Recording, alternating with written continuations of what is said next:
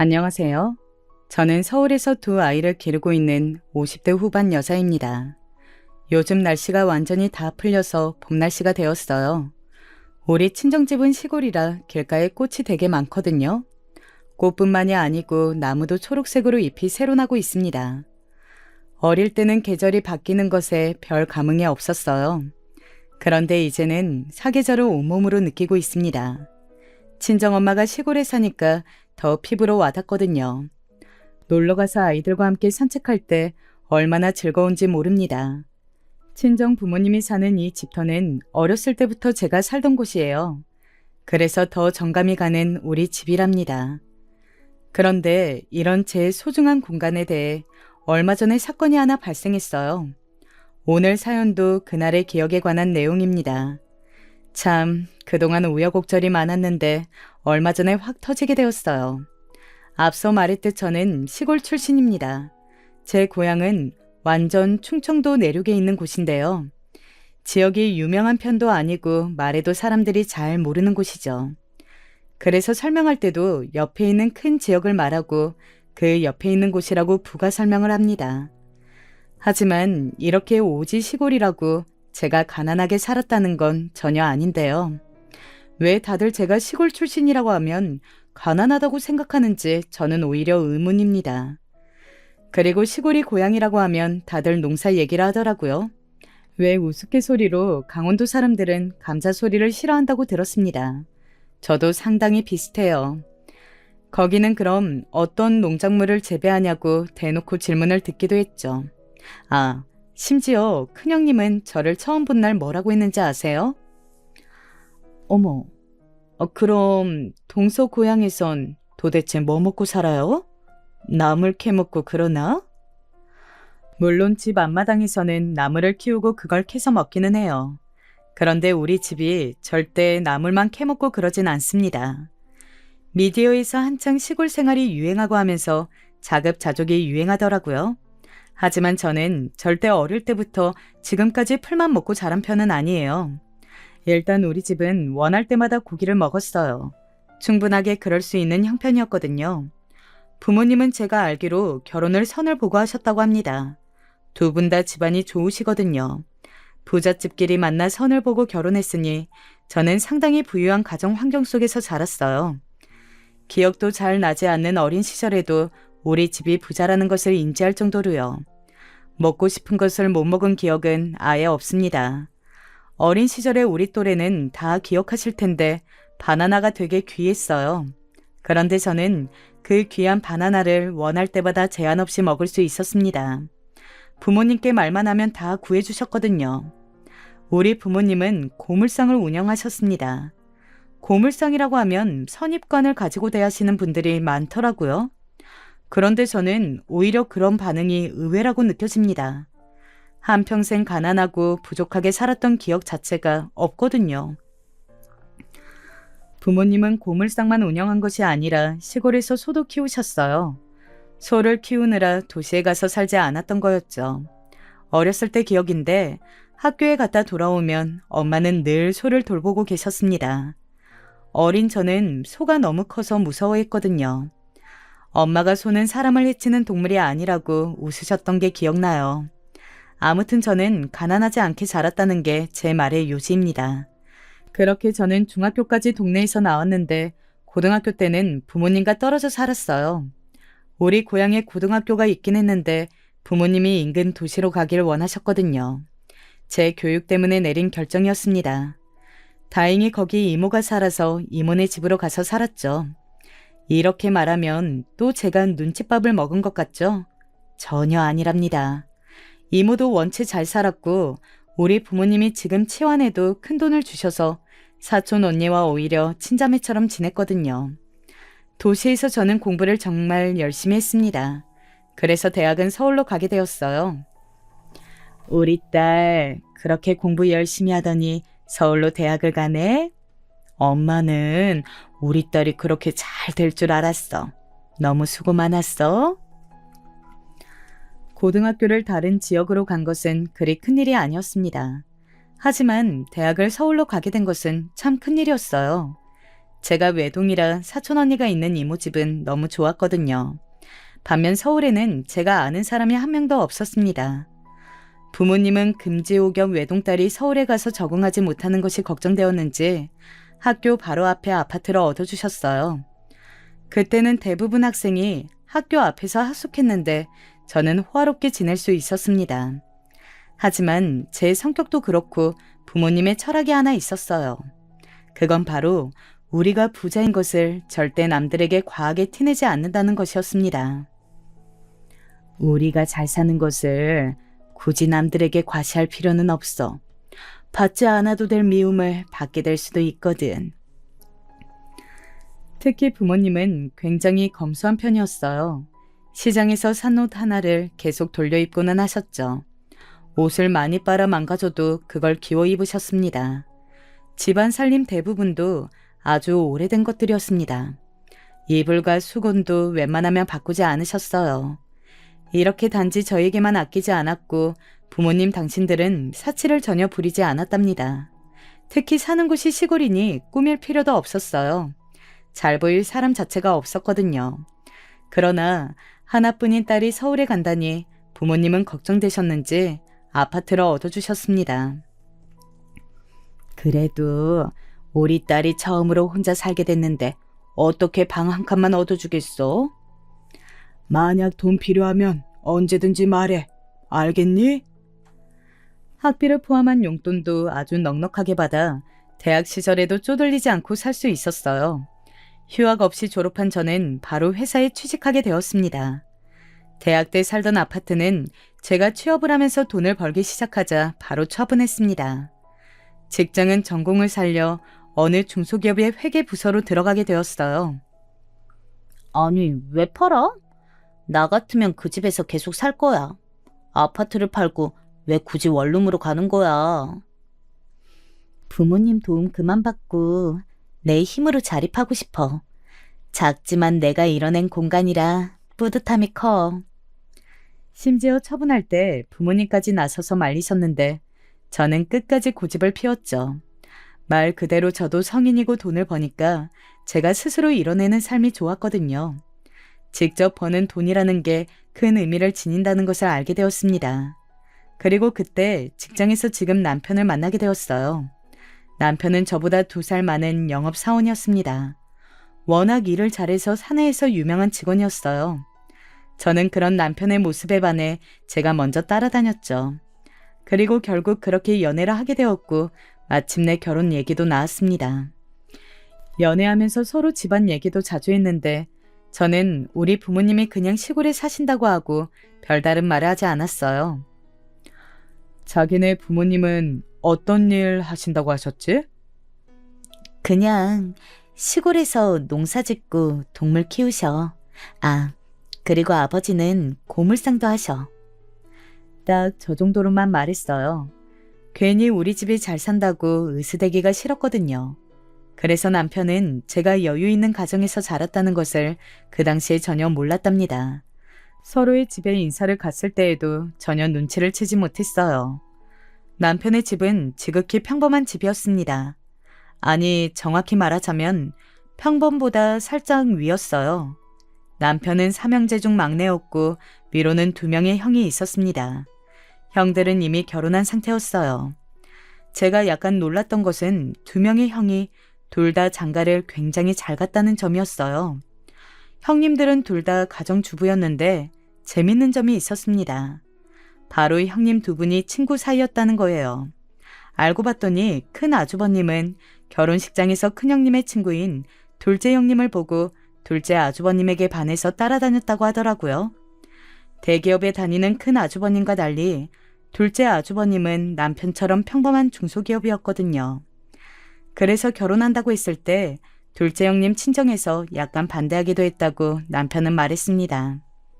아무튼 그래서 시어머니는 얼떨결에 2명의 며느리가 둘 다 강남 출신 부잣집 따님들이었던 거예요. 형님들은 2분이 가정주부라 집에 있는 날이 많았는데 그래서 시어머니랑 교류도 상당히 많다고 남편은 말했습니다. 그리고 그 말은 사실이었어요. 제가 처음 시댁으로 인사 갔던 날 저는 형님들이 와 계실 거라곤 상상도 하지 못했습니다. 백화점에 들러 선물을 미리 샀는데 시어머니 것만 준비했거든요. 아, 형님들이 계신 줄 알았으면 더 준비했을 텐데 죄송해요. 아니에요. 우리는 어차피 그 브랜드 안 써요. 괜찮아요. 그러고 보니 저번에 나한테 선물해준 그 브랜드 화장품 참 괜찮더라. 어머, 그거 진짜 좋은 건데 어쩜? 어머님 딱 아시네요. 마침 아빠가 출장 다녀오시면서 또 사오셨는데 그거 어머님 드릴게요. 그래, 그럼 나야 좋지. 역시 센스가 남달라. 저를 앞에 앉혀두고 대화하는데 사실 기분이 좋지 않았어요. 무시당한다는 느낌이 확 들었거든요. 그런 저를 눈치챘는지 형님들은 제 고향에 대해 묻기 시작했습니다. 그런데, 어디랬죠? 그래. 거기는 그럼 뭐 먹고 살아요? 그냥 똑같이 밥 먹고 살죠. 고기도 먹고 집 마당에서 키우는 채소들도 먹어요. 거기 혹시 맥도날드 있어요? 대학은 서울에서 나왔다고 했나? 그럼 햄버거나 피자는 성인 돼서 처음 먹어봤겠다. 처음 먹었을 때 어땠어요? 고등학교를 인근 도시에서 나와서 웬만한 건 다 경험해봤어요. 그리고 햄버거나 피자 정도는 우리 고향에도 있어요. 근데 표정이 왜 그래요? 혹시 기분 나빴어요? 미안해요. 우리가 둘 다 강남 토박이고 서울에서 곱게 자라서 그래요. 나쁜 의도는 아니니까 걱정하지 말아요. 맞아요. 우리가 서울에서 벗어나질 않아서 진심으로 궁금해서 그랬어요. 원래 성격 같았으면 들은 사람이 즐거워야 장난이라고 한마디 했을 텐데 꼭 참았습니다.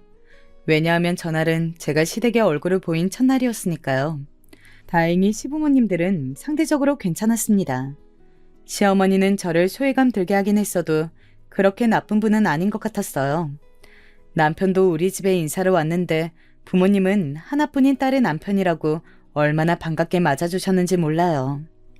지금은 결혼할 때 예전과 다르다고 하던데 제가 결혼할 때는 또 남자가 집을 해오는 것이 당연한 시절이었습니다. 그런데 부모님은 어차피 자식이라곤 저 하나잖아요. 그래서 자금을 보태주고 싶어 하셨어요. 혹시 집을 얻는 과정에서 도움이 필요하면 말해요. 우리는 김서방 자네나 우리 딸이 그냥 편하게 살았으면 좋겠어서 그래. 네, 알겠습니다. 말씀 감사드려요. 저도 생각해보고 말씀드릴게요. 나중에 들은 말로는 남편은 우리 집의 겉모습과 부모님의 행색을 보고 오해했더라고요. 그래서 부담을 주고 싶지 않았대요. 부모님이 물론 말만 그렇게 하시고 구체적인 액수를 말하지 않으셨으니 그런 오해가 생겼던 거죠. 아무튼 그렇게 본의 아니게 호의를 거절하게 되었어요. 그리고 결혼 준비 과정에서도 살짝씩 오해도 생기고 갈등이 조금 있었던 것은 사실입니다. 예를 들어 상견례를 할 때도 원래는 여자 쪽으로 많이 온다고 하더라고요.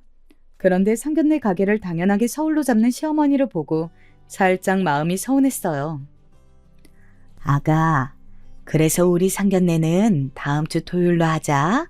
장소는 내가 골라놨으니 편하게 오시면 돼. 네. 서울에서 만나는 거죠? 내가 알아본 곳이 있어. 거기가 음식도 깔끔하고 분위기도 좋아.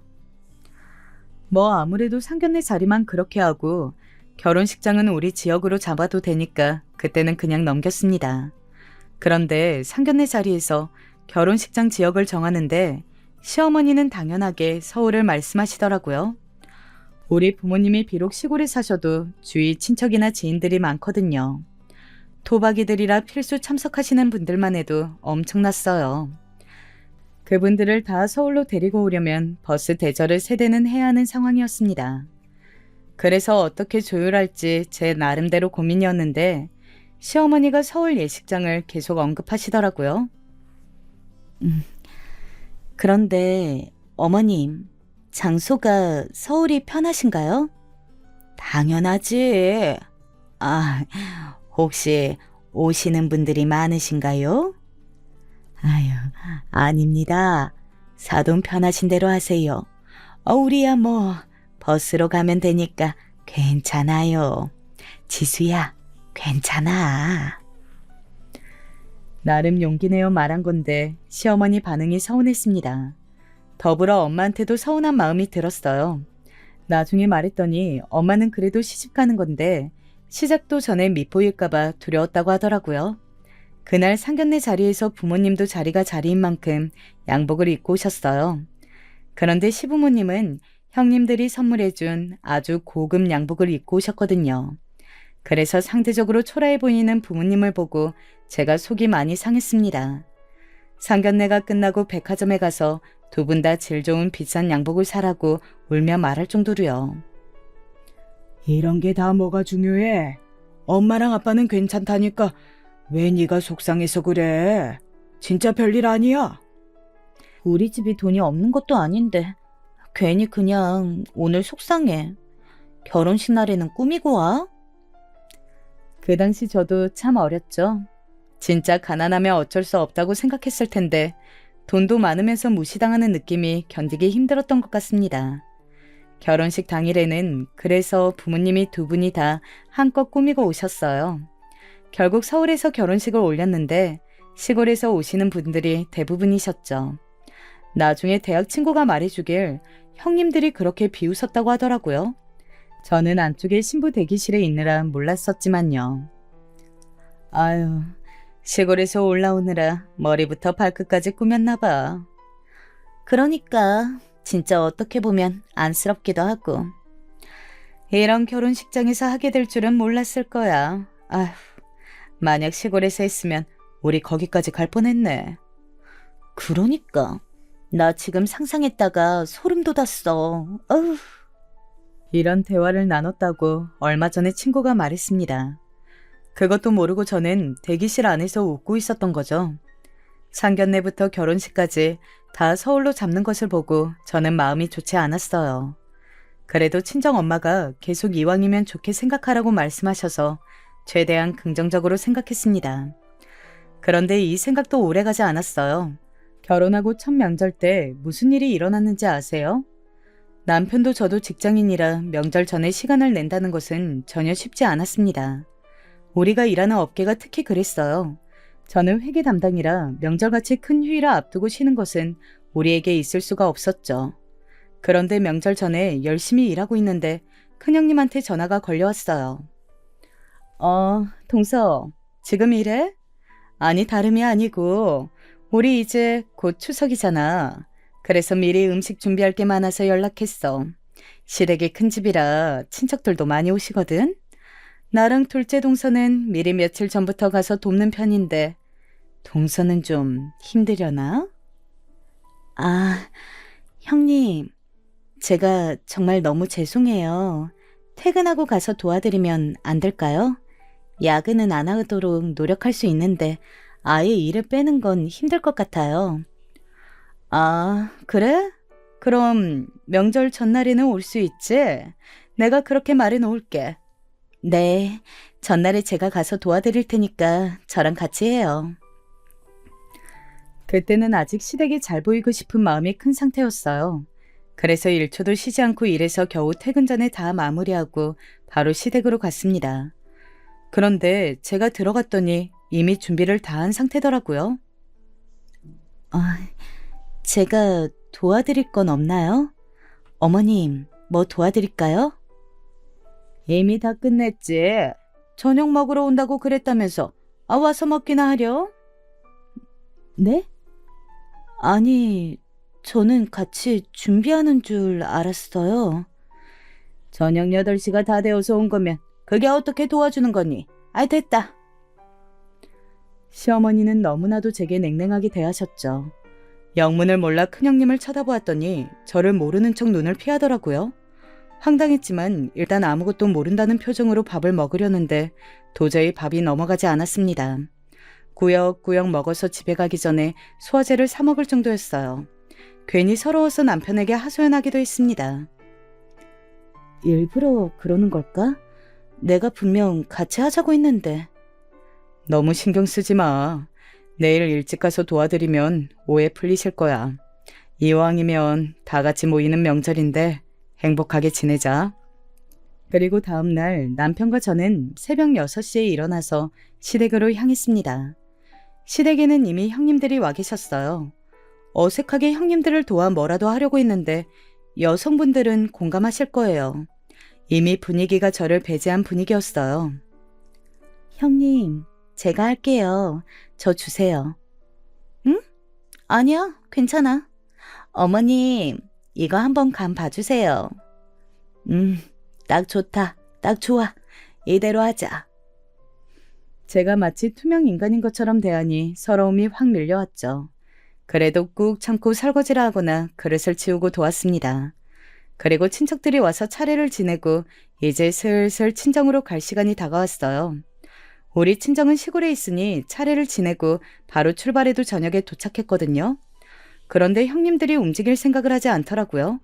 생각해봤더니 어차피 형님들이 사는 강남은 차로 20분이면 가는 거리였어요. 제 마음을 아는 건지 모르는 건지 시댁 식구들은 자기들끼리 분위기가 너무 좋았습니다. 남편에게 눈치를 줬더니 남편도 난감해하더라고요. 제가 표정이 안 좋자 남편이 나서서 얘기했어요. 저희는 그럼 이만 처가로 갈게요. 지방이라 지금 빨리 출발해야 할 것 같아서요. 아, 서방님. 근데 지금 가면 너무 막히지 않나? 2시간 거리도 5시간 걸린다던데. 맞아요. 차라리 그냥 이따 저녁 먹고 가거나 내일 아침 가는 건 어때요? 부모님이 저 기다리고 계세요. 자식이 저 하나뿐이라. 아, 알지. 당연히 기다리시지. 그것도 시골인데 얼마나 목 빠지게 기다리시겠어. 내 말은 어차피 지금 출발하나 저녁에 출발하나 같다는 말이야. 아, 그래. 그렇긴 하네. 전화로 말씀드리고 이따 저녁 먹고 편하게 출발해. 그때 가면 막히지도 않을 거야. 저는 그냥 그때 바로 시댁에서 나가고 싶었어요. 그런데 바보 같은 남편이 옆에서 눈치 없이 그럴까 묻더라고요. 결국 분위기가 저녁에 출발하는 분위기로 바뀌게 되었습니다. 시댁 식구들은 그럼 다 같이 윷놀이나 하자며 창고에서 윷을 꺼내기도 했죠. 속상한 마음에 엄마에게 화장실로 가서 전화를 걸었습니다. 그래? 알겠어. 아, 괜찮아. 서울에서 여기까지 오기 얼마나 힘들어. 너무 힘들면 안 와도 돼. 엄마랑 아빠가 나중에 갈게. 괜찮으니까 아무렇지 않게 행동해. 알겠니? 엄마, 나 괜히 너무 서럽다. 이게 뭐라고? 아, 얘는 왜 울고 그래? 차라리 다음부터는 엄마랑 아빠가 올라갈 테니까 울지 마. 그런데 엄마 목소리를 들으니까 저도 모르게 눈물이 계속 나오게 되었어요. 한참을 화장실에서 울고 나왔더니 남편은 눈치 없이 시댁 식구들과 윷놀이를 하고 있더라고요. 결국 저녁까지 다 먹고 출발하는데 차에서 제가 아무 말이 없자 남편은 그제야 제 기분을 살피기 시작했습니다. 형수님들이 워낙 기가 세서 내가 미안해.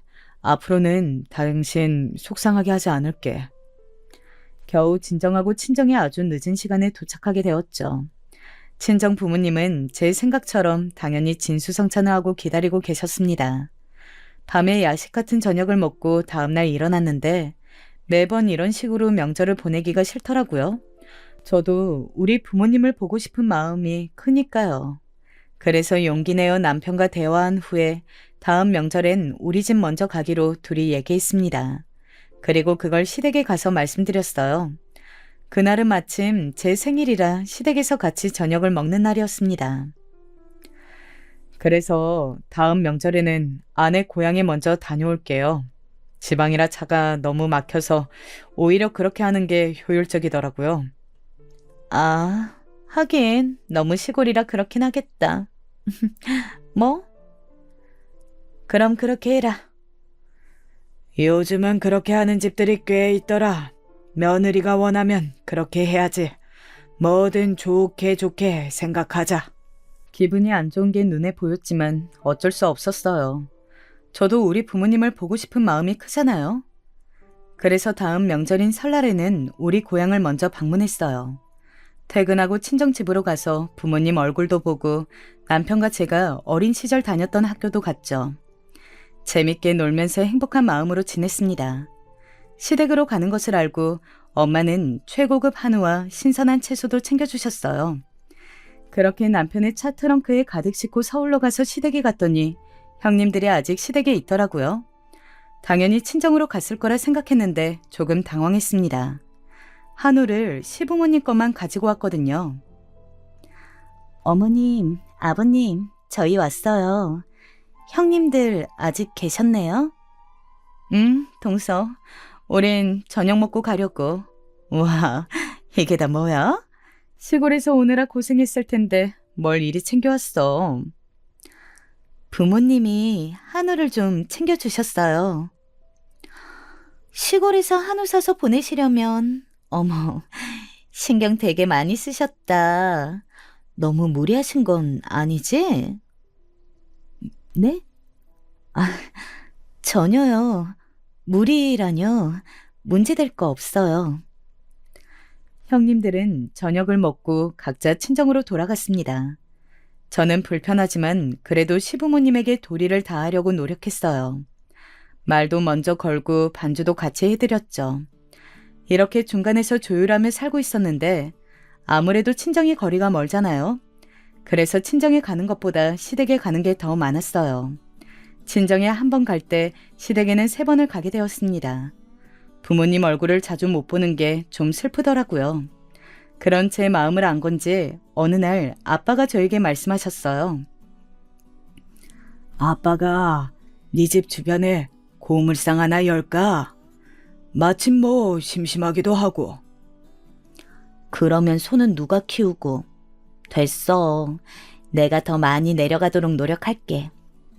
친척 중에 누가 관심 있어 하더라고. 직원으로 쓰면 돼. 안 그래도 엄마가 대학병원 갈 일이 많잖니. 아빠가 그건 알아서 알아볼게. 실제로 엄마가 건강이 저때 안 좋으셨어요. 암이거나 큰 병은 아니었는데 나이가 드시면서 기력이 많이 안 좋아지셨죠. 빈혈 증세를 포함해서 여러 증상이 많았거든요. 그거 검사하러 서울에 올라오신 적도 꽤 있습니다. 그래서 우리 신혼집에 와서 자고 가신 날도 꽤 계세요. 그런데 아빠는 전화를 끊고 진짜로 바로 서울에 아파트를 하나 마련하셨어요. 그리고 진짜로 고물상을 바로 운영하셨습니다. 저는 시댁에 얘기할까 하다 굳이 먼저 얘기는 하지 않았어요. 남편은 알고 있긴 했는데 제가 말하지 말라고 했죠. 부모님은 완전히 서울에 사는 것도 아니었고 시골과 왔다 갔다 하며 지내고 계셨습니다. 저도 부모님을 예전보다 자주 뵐 수 있으니 훨씬 안정감이 들었어요. 그러던 어느 날 둘째 형님이 연락이 오더라고요. 주말이라 쉬고 있는데 전화가 울려서 봤더니 둘째 형님이었어요. 받지 않으려다 받았더니 큰형님하고 같이 있더라고요. 동서, 뭐해? 지금 우리 백화점 갈 건데 같이 갈래? 주말인데 뭐 딱히 하는 거 없으면 같이 가자. 아, 지금 집에 그냥 있었어요. 남편은 운동 갔어요. 아, 그래? 그럼 같이 놀자. 서방님한테는 말하지 말고 와. 여자들끼리 놀자. 형님들은 마침 주말이라 백화점에 간다고 저를 부르셨어요. 워낙 두 분이 친하셔서 제가 가끔 소외감을 느꼈는데 이렇게 불러주니 좋았죠. 준비하고 형님을 만나 백화점에 갔는데 제가 어느 가방을 보고 너무 예뻐서 걸음도 멈추고 보았어요.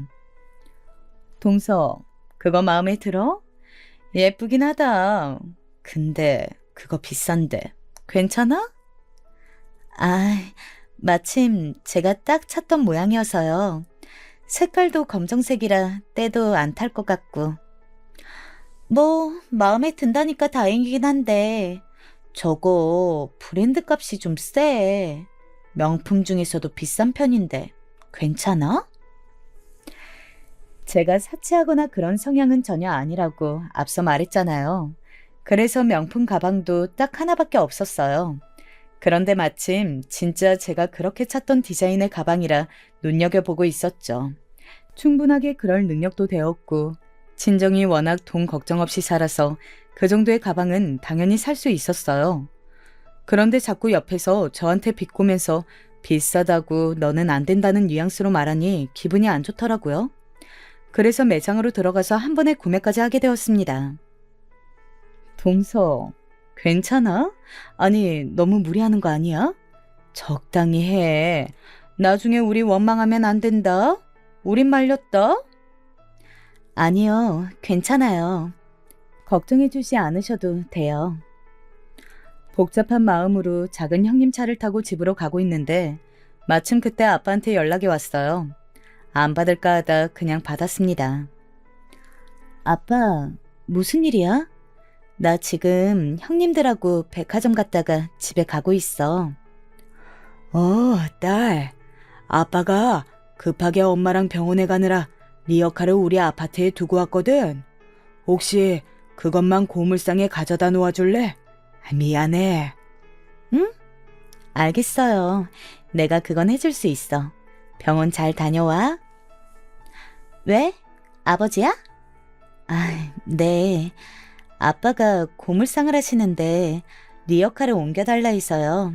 남편하고 같이 하려고요. 동서 아버님 시골에 계신 거 아니었어? 엄마 병원 때문에 잠깐 서울로 오셨어요. 근데 고물상?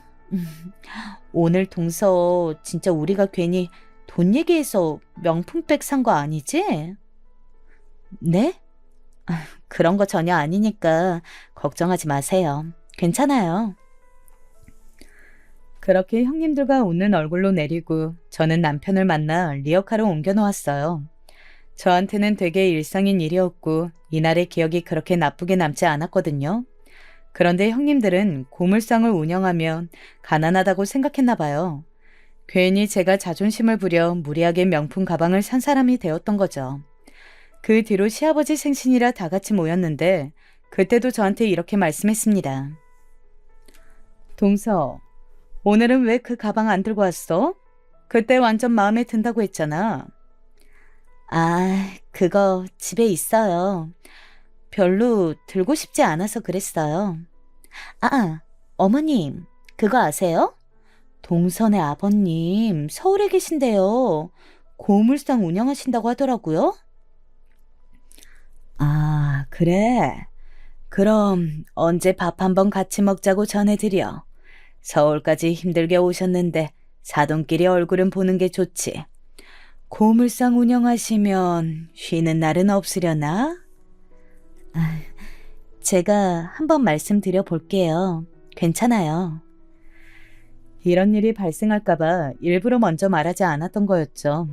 그래도 제가 말하지 않으면 되니까 부모님 얘기가 나올 때마다 말을 돌렸습니다. 제가 괜히 그런 기분이 드는 건지는 모르겠는데 꼭 제 고향과 부모님 얘기가 나오면 시골이라는 단어가 나오더라고요.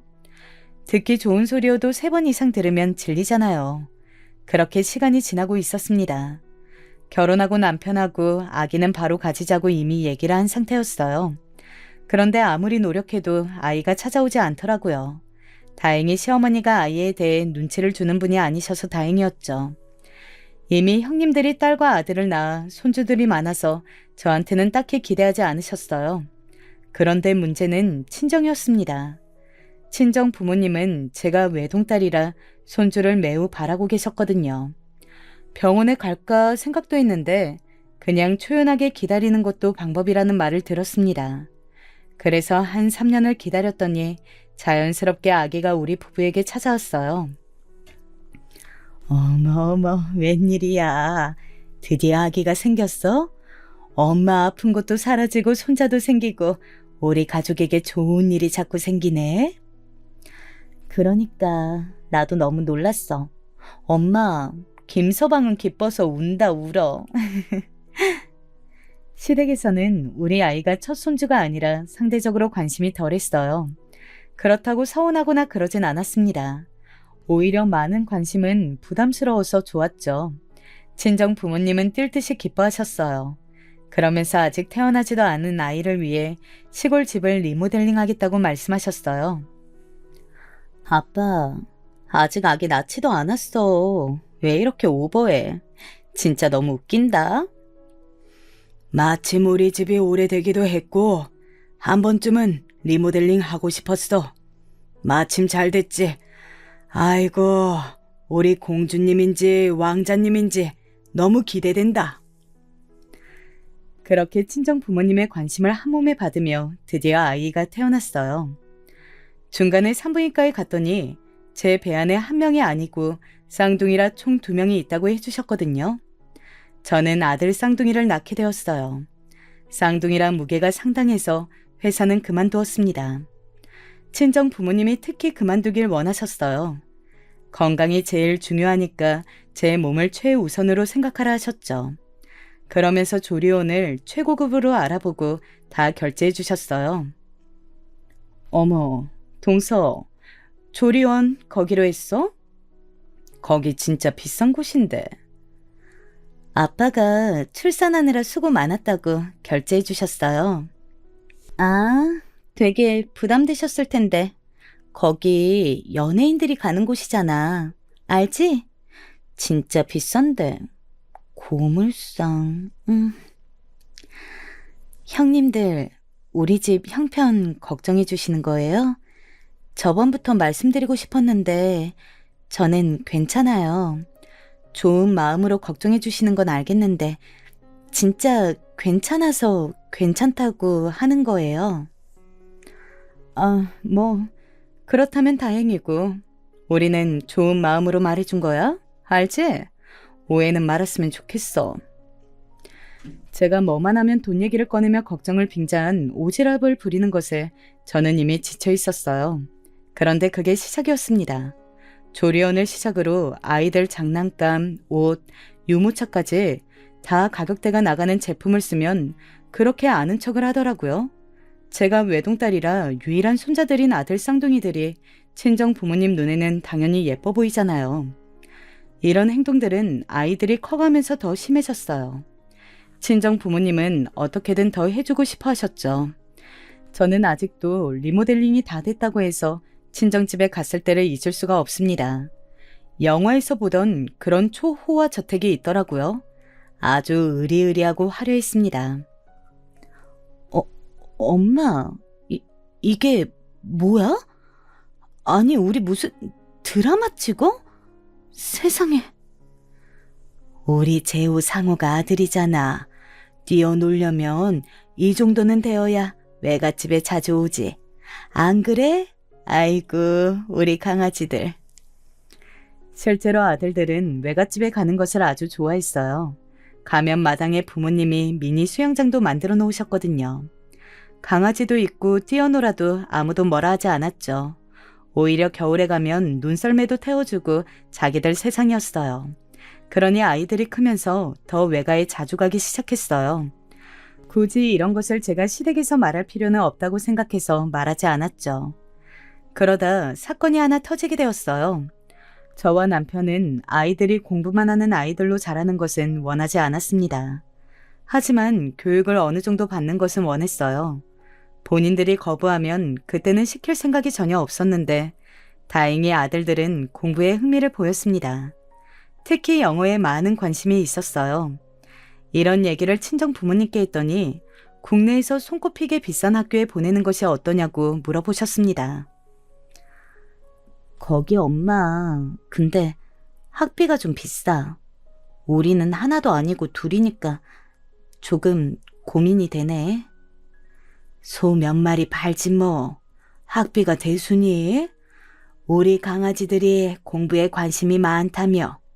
관심 많은 부분을 건드려주는 것도 부모의 의무다. 그리고 엄마는 진짜로 학비를 다 내라며 통장에 어마어마한 돈을 주셨어요.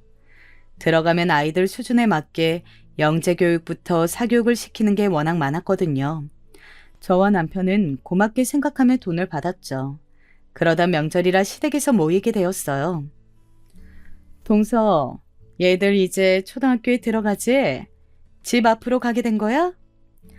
아니요. 우리 애들은 사립초등학교로 보내기로 했어요. 사립? 어디? 설마 이응이응? 아니요. 미음이요. 저랑 남편이 많이 알아봤는데 거기가 제일 교육관이 저희와 맞더라고요. 뭐? 거기 돈 많은 재벌들이 가는 곳 아니야? 동서, 너무 무리하지 마. 나중에 그거 중학교 가서가 더 중요해. 초등학교만 보낸다고 애들 잘 자라는 거 아니야? 무리하는 거 아니에요. 걱정은 감사한데 저도 다 생각이 있어요. 동서, 기분 나쁘게 듣지 마. 다 동서를 위해서 하는 말이야. 저번부터 느낀 건데 조금 사치가 심한 것 같아. 이게 지금은 괜찮아도 나중에 빚이 모이면 감당하기 힘들다. 맞아. 우리야 강남 출신이고 친정이 워낙 잘 사니까 그래도 괜찮아. 그런데 동서는 시골 출신인데 너무 분수에 맞지 않게 사는 게 보여서 걱정돼. 형님들, 지금 되게 무리하세요. 저도 다 생각이 있다고 했잖아요. 저한테 왜 그러시는지 오히려 제가 궁금해요. 이걸 무례하다고 하면 오히려 민망해. 돈 씀씀이도 교육이거든. 동서, 아이들한테는 그렇게 교육시키지 마. 형님, 그건 제가 알아서 할게요. 지금은 진짜 선 넘으셨어요. 명품 백부터 조리원, 유모차까지는 그러려니 했는데 초등학교는 동서가 조금 심했어. 동서 부모님은 자식 교육을 그렇게 시켰어? 아니잖아. 힘들게 고물상에서 버는 돈인데. 저 말까지 들으니 저도 참을 수가 없었어요. 머리부터 발끝까지 피가 쏠리는 느낌이 들었습니다. 실제로 너무 온몸이 떨려 쉽게 진정할 수가 없더라고요. 이 사람들은 도대체 저를 어떻게 생각하고 있길래 이렇게 무례한 말을 쉽게 하는 건지 알 수가 없었어요. 순간 이제는 못 참겠다 싶었죠. 그래서 오히려 이걸 기회로 삼았습니다. 가까스로 진정하려고 애썼어요. 충고 감사해요, 형님들. 그나저나 우리 집 놀러 오신 적 없으시죠? 시부모님 모시고 한번 놀러 오세요. 시골이어도 있을 건 다 있어요. 응? 그건 우리가 생각해 볼게. 아무튼 오늘 대화 너무 기분 나쁘게 듣지 마. 남편에게 집에 와서 있었던 일을 다 말했더니 본인이 더 화를 내더라고요. 형수님들, 예전부터 돈에 관한 부심이 매우 심했어. 나도 진절머리가 났는데 이번 기회에 당신 친정 잘 사는 거 다 보여줘. 시부모님께 시골에 가서 고기도 구워 먹고 놀자고 말했더니 흔쾌히 그러자고 하더라고요. 반면 형님들은 저한테 전화까지 걸어서 걱정을 했죠. 동서, 화장실 깨끗한 거 맞지? 미안. 내가 서울에서 벗어난 적이 별로 없거든. 알잖아. 벌써 스트레스 받고 있어. 걱정하지 마세요. 화장실 아주 깨끗해요. 하나도 아니고 3개나 있으니 걱정하지 말고 오세요. 그렇다면 다행이고, 그럼 동서만 믿을게. 작은 형님도 출발하기 전날에 전화를 걸어 걱정하더라고요. 남편이 옆에서 듣더니 실소를 터뜨릴 정도로 형님들은 유난이었어요. 동서, 혹시나 해서 그러는 건데 거기 침대는 있어? 내가 잠자리 예민해서. 형님, 침대 있고 이불도 좋은 거 있어요. 일단 오세요. 그렇게 당일이 되었어요. 친정 부모님은 우리 시댁 식구들이 단체로 온다니까 음식을 가득 준비하셨어요. 그리고 우리 부부가 먼저 도착해서 시댁 식구들을 기다리고 있었죠. 동서네 친정집 어디야? 우와, 근데 동서 뒤에 있는 집 너무 멋지다. 무슨 궁전 같아. 여기에요. 이 집이 우리 집이에요. 주차는 마당 아무 곳에나 하셔도 돼요. 뭐? 동선의 집이 여기라고? 이 집이 동선의 집이야? 어서 오세요. 주차는 편한 곳에다 하시고 들어오시면 됩니다. 반가워요. 아, 네. 안녕하세요. 큰형님이 오고 작은 형님도 도착했어요. 아주버님들도 입을 떡 벌리고 쳐다보더라고요. 형님들도 현실이 믿기지 않았는지 계속 주위를 둘러보았습니다. 아이고, 아가. 내가 시골 출신이라길래 상상한 이미지가 있었는데 완전히 반대구나. 공주님이었네.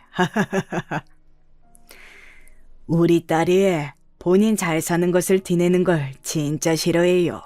어서 오세요, 사돈. 마침 이때다 싶어 저는 일부러 남편을 시켜 형님들과 아주버님들을 데리고 소를 키우는 곳으로 이동했어요. 소가 한 마리도 아니고 여러 마리가 있는 것을 보더니 큰 아주버님이 대놓고 말씀하셨어요. 아니, 막내 재수씨 완전히 재벌딸이었네. 왜 그동안 숨겼어? 하하하하. 우리가 언제 숨겼어? 그동안 그래서 아기 낳고 특히 장모님이 많이 지원해 주셨어. 자연스럽게 제 정체를 밝힐 수 있었어요. 제가 소를 몇백 마리를 키우는 땅 부자의 딸이라는 사실을 형님들에게 밝혔죠. 또 시골의 대부분 땅이 다 우리 부모님 소유였거든요. 그것들도 흘리듯이 말하니까 너무 통쾌했습니다. 여기부터 저기 보이는 곳이 다 우리 땅이에요. 혹시 산책하고 싶으시면 말씀하세요. 이야, 재수씨 몰랐는데 완전 부자였구나. 왜 그동안 숨기고 있었어? 엄마, 나 여기서 살고 싶어. 저기 수영장도 있고 미끄럼틀도 있어. 게다가 시조카들도 대놓고 우리 친정집을 좋아했어요. 그 모습을 보니 더 통쾌했죠. 시어머니도 저를 대하는 태도가 완전히 바뀌더라고요. 형님들은 그렇게 시골 타령을 하더니 제 정체를 알게 되니 머쓱했는지 아무 말도 하지 않았습니다. 오히려 큰형님은 얼굴이 토마토처럼 빨개져 있었어요. 10년 묵은 체중이 내려가는 기분이 들었습니다. 이 뒤로는 어떻게 되었냐고요? 시댁에 당당하게 가게 되었어요. 시어머니의 태도가 많이 바뀌어서 이제 명절에 우리 집에 먼저 가든 말든 문제가 되지 않았습니다. 은근히 선물 공세라 하면 대놓고 이제 저를 먼저 챙기기도 하셨어요. 예전에는 형님들이 우선이더니 완전히 판도가 바뀌더라고요. 그리고 형님들도 당연히 저를 비꼬지 않았어요. 오히려 제가 은근히 친정 부모님이 지원해 준 것을 자랑하면 입을 꾹 다물더라고요. 자기들끼리 이상한 우월감을 가지고 저를 비꼬던 행동은 아예 사라졌습니다. 그래서 이번에는 부모님이 애들 옷을 명품으로 다 해주셨어요. 그러면서 아버님 드리라고 챙겨주셨는데 아버님, 이거 어떠세요? 아유, 뭐 이런 것을 다 챙겨주셨대. 너무 감사하다고 전해드려. 우리 이번 여름에 또 놀러가도 되겠니? 언제든지 오세요, 형님. 애들이 아까 그러는데 우리 집에 가고 싶어 하는 것 같더라고요. 주저하지 말고 오세요. 그래, 알겠어. 그리고 저도 사실 유치한 것을 아는데요. 사람 마음이라는 게 어쩔 수가 없더라고요. 작은 형님이 유독 좋아하는 명품 브랜드가 있어요. 일부러 그동안 무시당했던 것을 갚아주니 괜히 오기가 생기더라고요. 그래서 그 브랜드의 가방을 사서 들고 가기도 하고 그랬습니다. 형님들은 예전에 제가 그 브랜드의 귀걸이만 껴도 알아보더니 이제는 가방을 들고 가도 아무런 말도 하지 못하더라고요. 지금은 그래서 이런 생활을 즐기며 살고 있어요. 여보, 나 너무 유치한가? 그런데 너무 재밌어서 멈출 수가 없어. 당신이 하고 싶은 대로 다 해야지. 나도 형수님들 표정 보며 웃겨서 웃음 찾느라 힘들어. 다행히 남편이 완전히 제 편이라 더 즐기고 있답니다. 여러분, 여기까지가 제가 준비한 사연입니다. 다들 재밌게 들어주셨는지 모르겠어요. 들어주셔서 정말 감사합니다.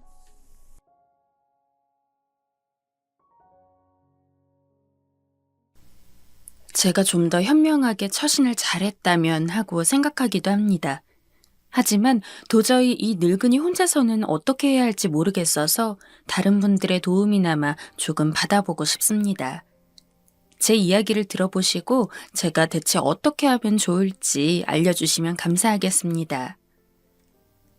남편이 저를 두고 너무 일찍 혼자 죽어서 여자 홀몸으로 큰아들 하나와 작은아들 하나를 키웠습니다. 허리가 휠 정도로 일했고 여자로서의 제 삶은 아예 없다시피 한 것이나 다름없습니다. 가끔은 왜 그렇게 남편이 일찍 죽었는지 의미 없는 원망을 한 적도 많습니다. 만약 남편만 제대로 살아있었으면 내가 힘들 때 힘들더라도 이렇게까지 어렵게 살진 않았을 텐데. 그래도 저에게는 이미 자식이 2명이나 있었기 때문에 그 이상으로 좌절할 수는 없었습니다. 그래서 애들 대학 보내고 취직할 때까지는 내가 부모로서 제대로 뒷바라지 해야겠다고 생각하고 정말 앞으로 내 인생은 없다. 무조건 아들 녀석들의 인생만 있는 거다라고 생각하고 열심히 일했습니다. 주방일은 물론이고 청소에 남의 집 종살이까지 안 해본 일이 없었어요. 그렇게라도 하지 않으면 절대로 아이들을 키울 수 없는 상황이었기 때문입니다. 젊은 나이부터 참 별의별 일들도 많이 겪고 울기도 정말 많이 울어서 눈이 붓지 않을 날이 없었던 때도 있었지만 한 해 한 해 가면서 아들 둘이 커가는 것을 볼수록 후회란 없었습니다. 특히나 첫째 아들, 둘째 아들 모두 제가 이렇게까지 고생하는 것을 잘 알고 있어서 엄마, 제가 안마해드릴까요? 라며 여느 아들들 같지 않게 살갑게 애교를 떨기도 했습니다. 그런 모습을 보는데 어떻게 엄마로서 제대로 살아야겠다는 의지가 들지 않을 수 있겠습니까? 아무리 힘들어도 아들들 커가는 걸 보면 그 힘든 것조차 저에겐 기쁨이었습니다. 그 중에서도 첫째 아들은 학교에서 공부하면 그 누구보다도 잘하기로 소문이 날 정도의 수재였습니다. 가끔 학부모 상담으로 학교에 찾아가면 선생님들이 하나같이 입을 모아 저희 첫째 아들은 솔직히 이런 데서 공부할 인재가 아닌 것 같다. 어디 영재원이라도 들어가야 하는 거 아니냐면서 칭찬 일색이었습니다. 아무것도 모르는 까막눈인 제가 봐도 아들은 학교 성적도 잘 받아오고 평소 어렸을 때부터 질문하는 것을 들으면 그 나이 때의 애들이 할 만한 질문은 안 하고 어디 어른들이나 할 법한 질문을 해서 저를 놀라게 한 적도 있습니다. 계속해서 그런 광경만 봐오다 보니까 솔직한 심정으로 첫째 아들한테 많은 기대를 하게 되더라고요. 물론 둘째도 공부를 못하는 것은 아니었습니다. 그래서 둘을 차별하거나 하는 건 결코 없었습니다. 하지만 마음이라는 게 어쩔 수 없지 않나요? 언젠가 큰아들이 커서 취직을 할 때가 된다면 대기업도 어렵지 않게 들어갈 거라고 생각했습니다.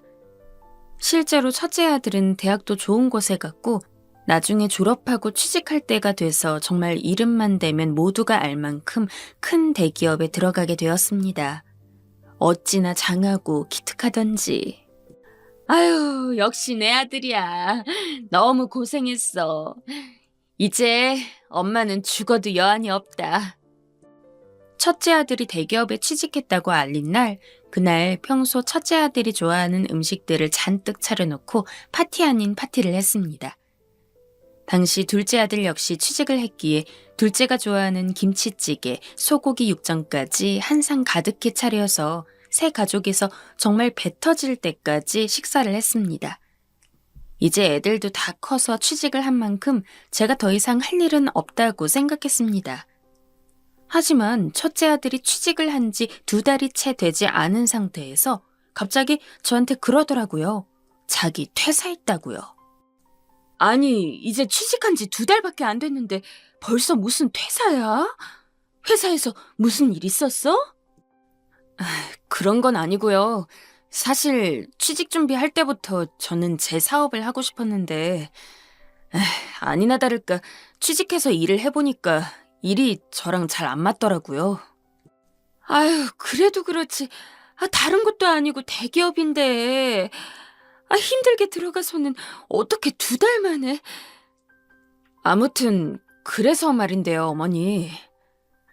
첫째 아들은 제게 5천만 원을 빌려달라고 요구했습니다. 그러면서 덧붙이더라고요. 본인 아내한테도 비밀이라고요. 아들은 다른 사람들보다 일찍 결혼을 한 상황이었습니다.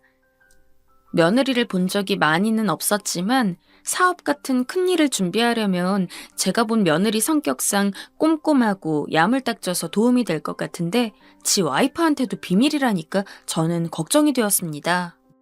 그래도 다른 것도 아니고 사업인데 그거는 아내한테 이야기를 해야 되지 않겠니? 하지만 아들 말로는 며느리가 사업을 하는 것을 별로 좋아하지 않는다고 하더라고요. 그래서 하는 수 없이 저한테만 이야기를 하는 거라고. 며느리를 속이는 것 같아서 조금 마음에 걸리긴 했지만 어차피 제 돈을 빌려주는 거니까 큰 상관이 없을 거라고 생각하고 알았다고 했습니다. 그리고 큰아들을 너무 믿었기에 성공을 의심치 않았습니다. 그런데 제가 가진 게 없었습니다. 그래서 어쩔 수 없이 제 전 재산이나 다름없는 집을 담보로 대출을 해줬어요. 엄마 지금 일도 못하고 있고 남은 건 이 집 하나야. 잘못되면 큰일 나는 거 알지? 아이, 어머니 걱정하지 마세요. 너무 감사합니다. 제가 성공하고 꼭 배 이상으로 갚을게요. 싱글벙글한 첫째 아들은 몇 달 동안 그 사업이라는 것을 하는지 엄청 바빠 보였습니다. 연락을 해도 자기 너무 바빠서 통화하기 힘들다고 하고 무소식이 희소식이라고 아들이 일을 잘하고 있기 때문에 별다른 문제가 없을 거라고 생각을 했습니다. 그래서 내심 마음을 놓고 있었죠. 하지만 그래서는 안 되었나 봅니다. 그로부터 3달이 더 지난 뒤 며느리에게서 연락이 왔습니다. 어머니, 태기 씨한테 5천만 원 빌려주셨어요? 아들이 초반까지는 사업을 나름대로 잘하고 있었는데 욕심이 난 나머지 아직 때가 되지 않았는데도 사업을 확장하려고 무리하게 여기저기 알아본 모양입니다. 그러다가 사기꾼한테 걸려서 그동안 번 돈까지 다 날려먹고 며느리한테 사업을 했던 것도 들켰으며 제가 집을 담보로 5천만 원을 빌려줬다는 것까지 며느리가 전부 알게 된 것이었죠. 아들이 망한 것도 망한 거지만 저도 집을 담보로 해서 대출해준 거였기 때문에 그 돈을 갚지 못해서 당장 밖으로 나앉을 상황이었습니다. 제가 돈벌이도 없을 뿐더러 이자도 아들이 내주고 있었거든요. 한숨만 푹푹 쉬고 있는 저를 며느리가 어머님, 그러면 저희랑 같이 사는 걸로 해요. 라고 말해준 덕분에 간신히 길거리 노인네 신세는 면할 수 있었습니다. 하지만 다른 것도 아니고 큰아들한테 돈 빌려줬다가 망한 걸 큰아들 와이프가 선심 써서 이렇게 얹혀 살게 된 상황에 제가 어디 얼굴을 떳떳이 들 수가 있겠습니까? 솔직히 처음에는 눈치를 엄청 보게 되더라고요. 며느리가 절 눈치 주는 성격도 아니었습니다. 아휴, 그런데 노인네 자존심인지 뭔지 괜시리 더 틱틱거리게 되고 그러더라고요. 그런데도 며느리는 그런 저한테 화 한 번 낸 적이 없습니다. 오히려 무슨 친딸처럼 매일같이 저한테 와서는 어머님, 어머님 하며 누구보다 잘 대해주었죠. 솔직히 굳이 거기서 누군가가 눈치를 봐야 한다면 저인 게 맞다고 생각했는데 며느리는 오히려 제 눈치를 봤습니다. 본인도 알고 있었을 거예요. 제가 그 집에 들어와서 괜히 눈치 보며 제대로 기 한 번 못 펴고 있다는 것을요. 그리고 그런 저를 위해서 오히려 본인이 눈치를 보는 것이었습니다. 며느리가 그렇게까지 알뜰살뜰하게 나오는데 아무리 제가 꼬장꼬장한 시어머니라고 하더라도 마음이 풀릴 수밖에 없었습니다. 며느리는 정말로 저에게 잘해줬거든요. 솔직히 자기 일 하겠다고 나서다가 말아먹은 큰아들 때문에 완전히 눈치를 안 볼 수는 없었지만 그래도 며느리 덕분에 큰아들 집에서 사는 게 조금은 편했습니다. 제가 만약에 며느리였으면 자기 허락도 없이 몰래 사고친 남편 엄마는 꼴도 보기 싫었을 것 같은데 저는 정말 며느리 덕분에 젊을 적에도 못 해봤던 나들이를 수없이 했습니다. 제가 평소 단 것은 안 좋아하지만 주전부리 먹는 것을 즐기는데 며느리가 자기가 평소 가는 가게에 제가 좋아할 법한 것이 있다면서 제 팔짱을 끼고 데려가기도 하고 어느 날은 본인이 그걸 사왔다면서 저한테 슬쩍 선물이라고 주기도 했습니다. 어머님, 맛이 어떠세요? 괜찮구나. 원체 무뚝뚝하고 표현을 잘 못하는 저인지라 비록 며느리가 뭘 해도 건조한 반응밖에 내보일 수 없었지만 며느리는 그래도 저를 무척 좋아했습니다.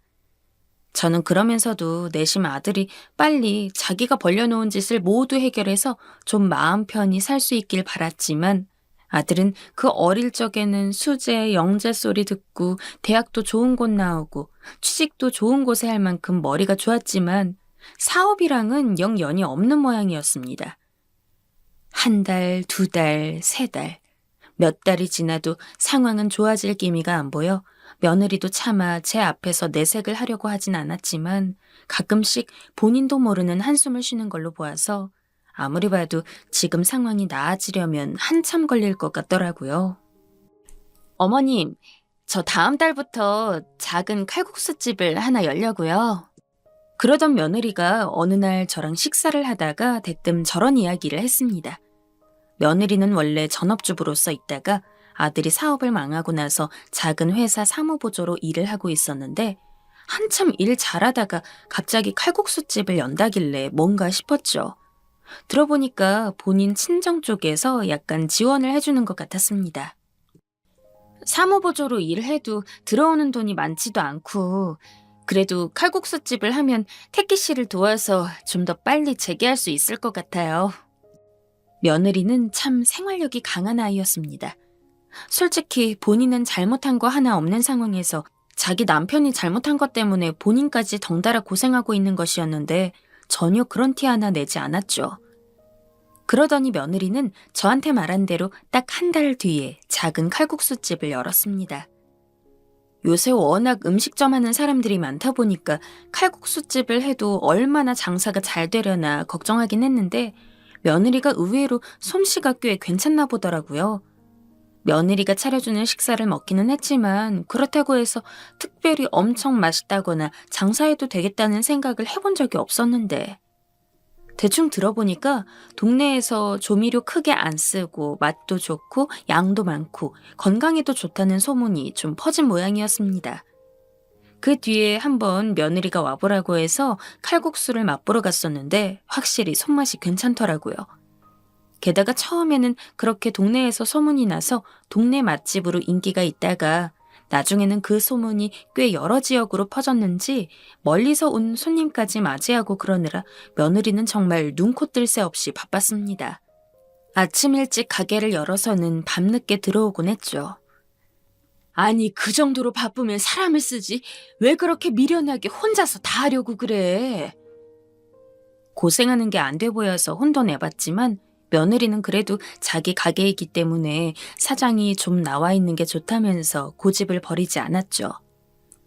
뭐 제 가게도 아니고 며느리 가게에서 며느리가 그렇게 하겠다는데 제가 더 뭐라고 하겠습니까? 그리고 확실히 그때의 며느리 선택이 맞았는지 며느리는 거의 10년 사이에 가게 확장을 2번이나 했습니다.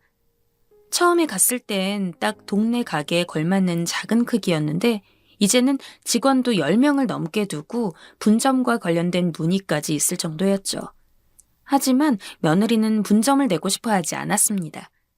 저는 분점을 내면 더 돈을 많이 버는 게 확실한데 왜 그러냐고 타박도 하긴 했지만 저도 몸이 하나인데 분점까지 가서 전부 일할 순 없잖아요. 물론 어머니 말씀대로 분점 내면 돈이야 많이 벌겠지만 그래도 제가 신경 쓰지 못하는 부분이 많아지다 보니까 칼국수 맛이 떨어질 수도 있고 그러면 오히려 장기적으로 더 안 좋을 거라고 생각하거든요.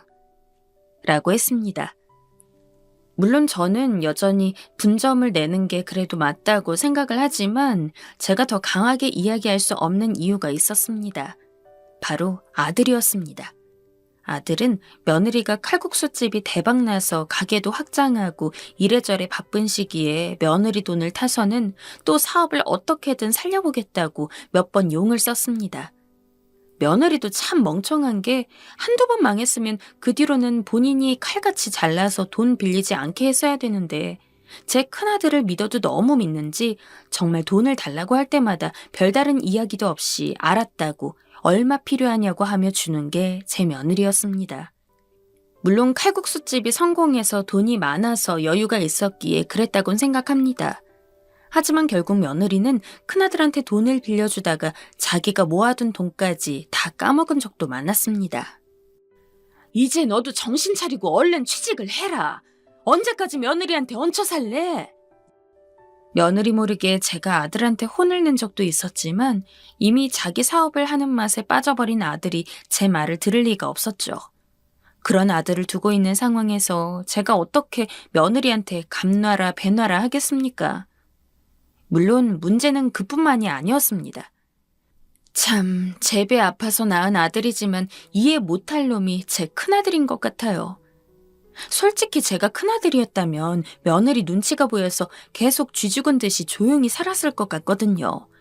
그런데 큰아들은 지가 뭐가 잘났다고 며느리가 그렇게 뼈 빠지게 일하느라 힘든 와중에 술집을 다니면서 여자 문제로 속을 썩였습니다.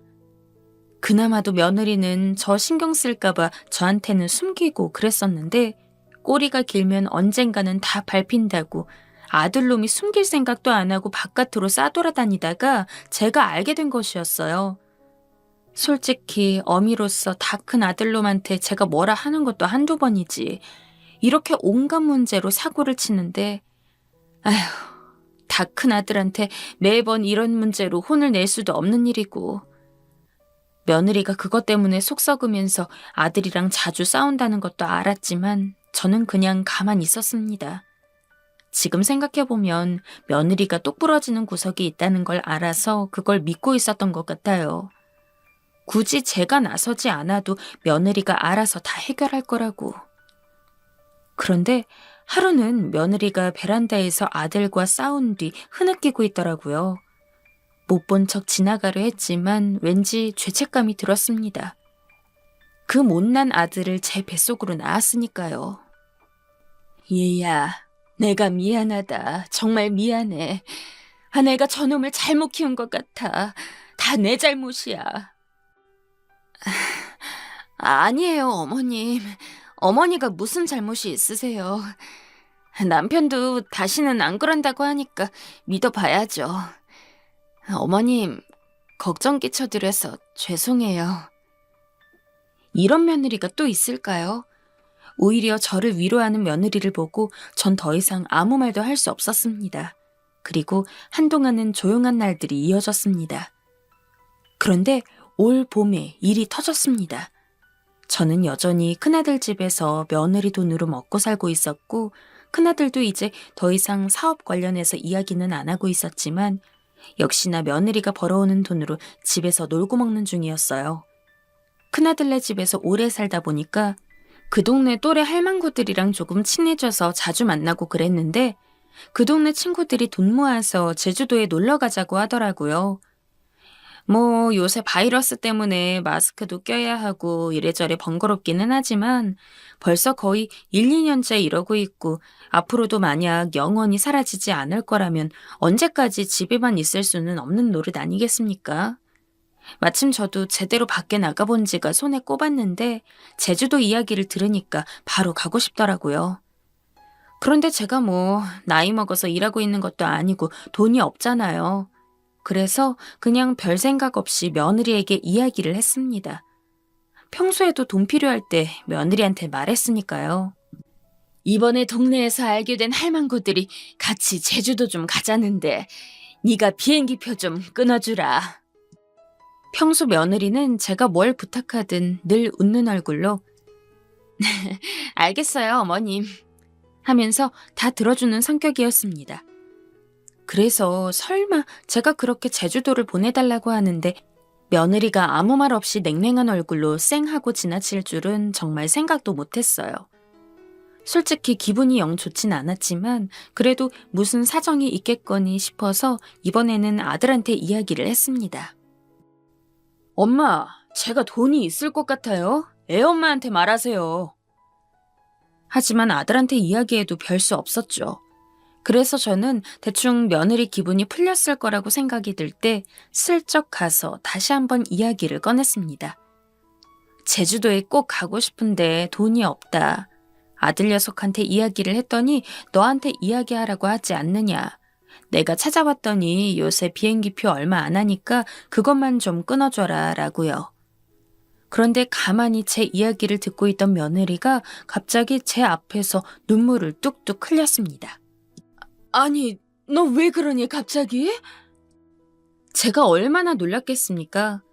당황스러워서 휴지 하나 건네지 못하고 며느리가 눈물을 흘리는 꼴을 계속 보고 있었습니다. 그랬더니 얼마 지나지 않아 자기 옷소매로 눈물을 벅벅 닦던 며느리가 여전히 울음기가 가시지 않은 얼굴로 저에게 소리를 쳤습니다. 어머님, 정말 해도 너무하시네요. 지금 코로나 터져서 손님도 반으로 줄었는데 어떻게 이런 와중에... 어머님 저희 집에서 산 이후로 지금껏 10년 동안 용돈 안 드린 적 있어요? 이쯤 되면 식당 와서 한 번이라도 좋으니 일손도 거들어주고 해야 하는 거 아닌가요? 지금 가게도 힘든데 어머님만 팔자 좋게 여행이라뇨. 솔직히 어머님, 10년 동안 밥만 축내시고 한 번이라도 제 일 도와줘 보셨어요? 어머님이 아들을 저렇게 망나니로 키웠으면 제발 눈치 좀 있으세요. 며느리 가기가 잘 되고 있긴 했지만 바이러스가 퍼진 이후 예전처럼 장사가 잘 안 된다고 고민하고 있는 건 알고 있었습니다. 하지만 그래도 매일같이 꾸준히 가게 나가서 일을 하고 늦게까지 들어오길래 그냥 말만 그렇게 하는 거고 실제로는 그렇게까지 큰 타격이 없을 거라고 저는 생각하고 있었습니다. 저한테 주는 용돈이 변하지도 않았고 며느리가 집에 와서 하는 행동을 보면 그렇게 고민이 있는 사람 같지가 않았거든요. 그래서 저도 조금 마음 편하게 제주도에 대해 얘기를 꺼냈던 건데 설마 며느리가 그렇게까지 눈물을 흘리며 저한테 뭐라고 할 줄은 몰랐습니다. 평생 화내는 꼴을 못 봤던 며느리인데 저한테 이렇게까지 분노를 내보일 줄은. 그날 이후 저는 큰 충격을 먹고 식음을 전폐하다 방에 누워서 안 나왔습니다. 제가 나이를 한두 살 먹은 것도 아니고 다 늙어선 너무 서럽더라고요. 이게 돈 없고 능력 없는 아들 둔 서름인가 싶고 그렇다고 성질대로 집을 나가자니 갈 곳도 없다는 게 큰 문제였습니다. 지금껏 이렇게까지 제 자신이 한심했던 적이 없는데 며느리의 큰 소리에 아무 말도 못하고 기껏해야 이렇게 방에 틀어박혀서 시위나 하는 것이 제가 할 수 있는 유일한 일이란 게 그 어느 때보다도 화가 나고 스스로가 한심하더라고요. 그나마 다행히 며칠 뒤에 며느리가 자기가 너무 잘못했다고 어머니한테 그렇게 화를 냈으면 안 됐는데 순간 분노를 참을 수 없어서 터진 거라고 사과를 하더라고요. 어머님, 정말 너무 죄송해요. 제가 잠깐 미쳤었나 봐요. 정말 죄송해요. 용서해 주세요, 어머님. 며느리 마음 이해 못하는 거 아닙니다. 저도 그때는 성질 좀 죽이고 앞으로는 그냥 그러지 말라는 식으로 하고 넘어갔어야 되는데 그때는 안 그래도 서러운 와중에 며느리가 먼저 사과를 하니까 왠지 모르게 기고만장해서 며느리한테 오히려 소리를 질렀습니다. 너 힘든 거 몰라줘서 미안하다. 그리고 10년 동안 밥만 축내고 일도 못 도와줘서 미안하고. 그런데 아무리 아들이 못났다고 해서 어른한테 그런 막말을 해야 네 속이 시원했니? 너도 늙어봐라. 남는 건 자존심밖에 없어. 그런데 넌 내 자존심을 갈기갈기 찢어놨다. 꼴도 보기 싫으니까 당장 나가. 며느리는 몇 번 더 저에게 사과하려고 했지만 저는 받아주지 않았습니다. 그때 정말 며느리한테 나쁜 말을 많이 했어요. 네가 지금 가게 좀 잘 된다고 해서 다 늙은 시어머니한테 유세를 부리냐. 아무리 화가 나도 그렇지 그냥 안 되면 안 된다고 하면 될 것을 뭘 잘났다고 그렇게 따박따박 소리를 지르느냐. 그 뒤에도 한 번 정도 며느리가 또 찾아왔었는데 제가 그때도 일부러 모른 척하면서 며느리를 받아주지 않았어요. 지금 생각해보면 그때라도 받아줬어야 했는데 지금 그 이후로 냉전 아닌 냉전이 2달째 이어오고 있습니다. 저도 성질을 좀 누그러뜨리고 시간이 지나니까 도대체 며느리가 이 긴 시간 동안 혼자서 제 아들은 물론 저까지 함께 보살피면서 얼마나 고생했을지가 조금 마음 깊이 느껴지더라고요. 그러고 나니까 그때 며느리가 울면서 사과하려고 찾아왔을 때 냉정하게 막말을 하며 화를 낸 제 자신이 너무 후회가 됐습니다. 저도 며느리가 고생하고 있는 걸 몰랐던 게 전혀 아니거든요. 그런데 며느리가 평소 힘든 것도 얘기 한 번 안 하고 스스로 잘 이겨나가니까 자연스럽게 며느리는 뭐든지 혼자서도 잘하는 그런 애이고 굳이 제가 뭘 챙겨주지 않아도 괜찮을 거라는 생각을 은연중에 했던 것 같아요. 지금은 정말 반성하고 있습니다. 저도 얼른 다시 며느리랑 화해를 하고 조금 더 살가운 시어머니가 되어서 뒤늦게라도 며느리한테 좀 잘 해주고 싶어요. 그런데 이놈의 자존심 때문에 진짜 어떻게 풀어야 할지를 모르겠습니다. 참, 며느리 입장에서 얼마나 어이가 없었을까요? 지금 돌이켜 생각해보면 제가 아들 녀석 하나 잘못 키워서 며느리는 안 해도 될 고생까지 하고 있던 건데. 머리로는 제가 사과를 해야 어떻게든 끝날 수 있다는 일이란 것을 압니다. 그런데 대체 어떻게 사과를 해야 할지 모르겠어요. 그리고 막상 사과를 했는데 혹시나 며느리가 생각보다 화가 크게 나서는 제 사과를 받아주지 않으면 어떡하지 하는 걱정도 조금 됩니다. 여러분, 제가 어떻게 하는 게 좋을까요?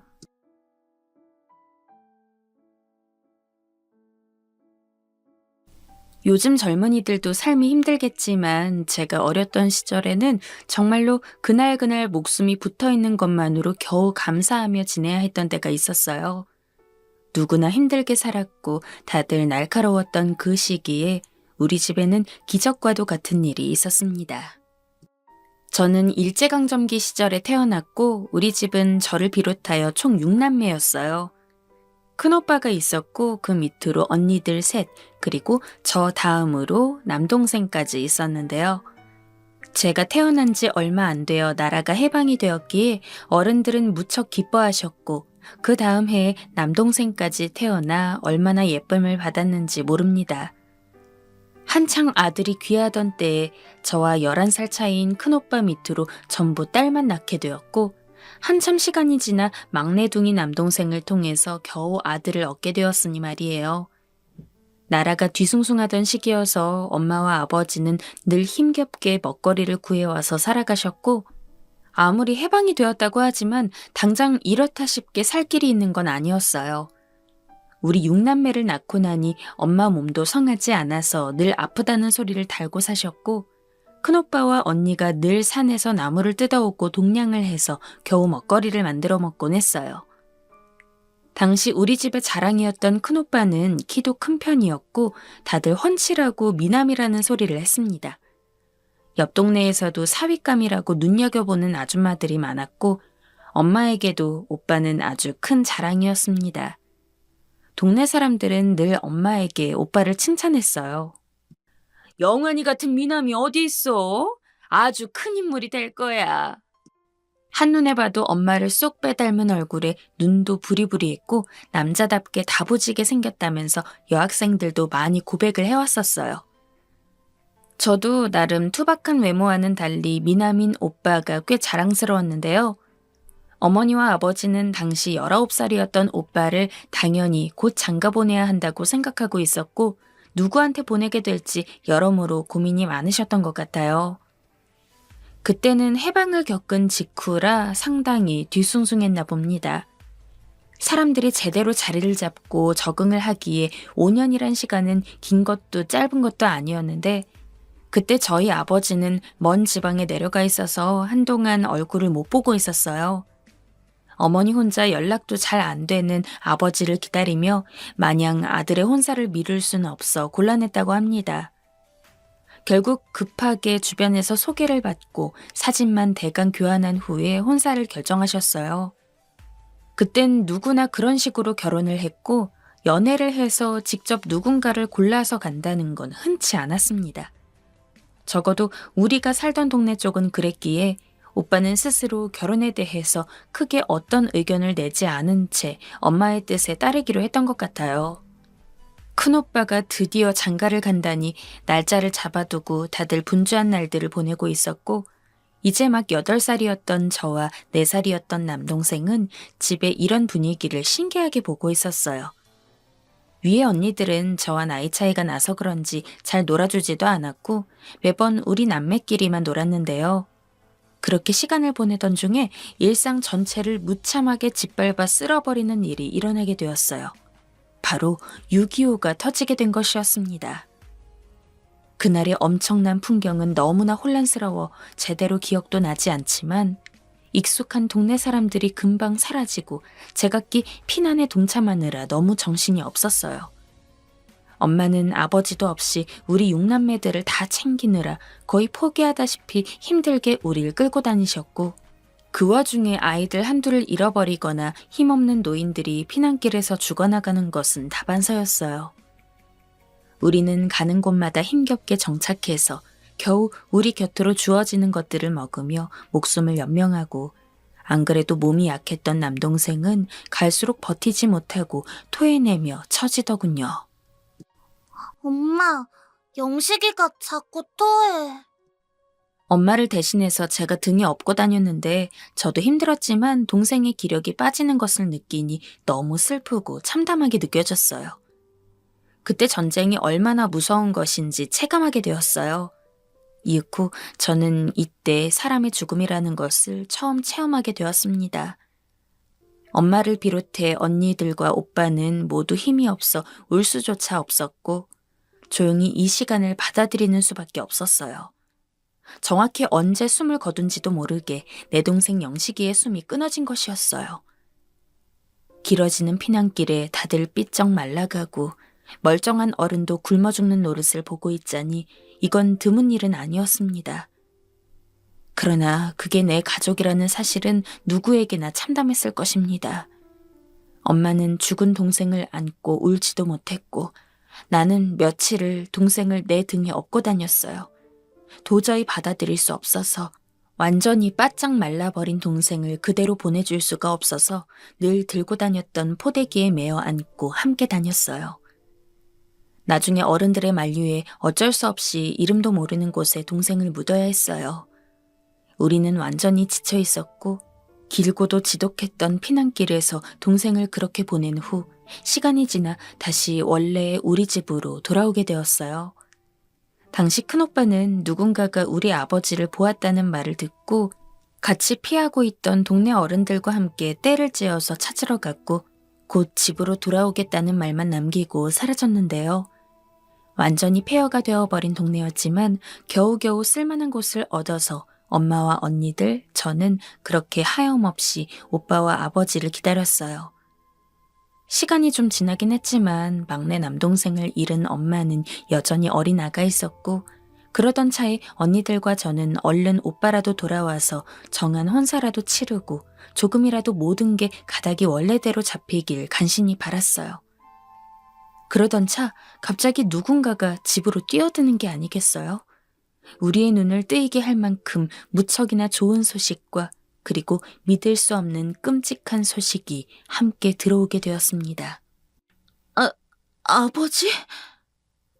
언니의 목소리가 분명 맞는데 아버지를 외치는 소리에 놀래서 저도 뛰어나갔어요. 온 누더기를 뒤집어 쓰고 지쳐 보이는 아버지가 서 있더군요. 지친 우리에게 힘이 되었던 좋은 소식은 아버지의 등장이었어요. 당신! 엄마는 그대로 뛰쳐나와서 아버지를 붙잡고 통곡을 했어요. 그렇게 가족끼리 눈물의 상봉을 했는데 한참 우리를 보고 있던 아버지는 전혀 웃지도 않고 엄마와 우리들의 얼굴만 자꾸 살필 뿐이었어요.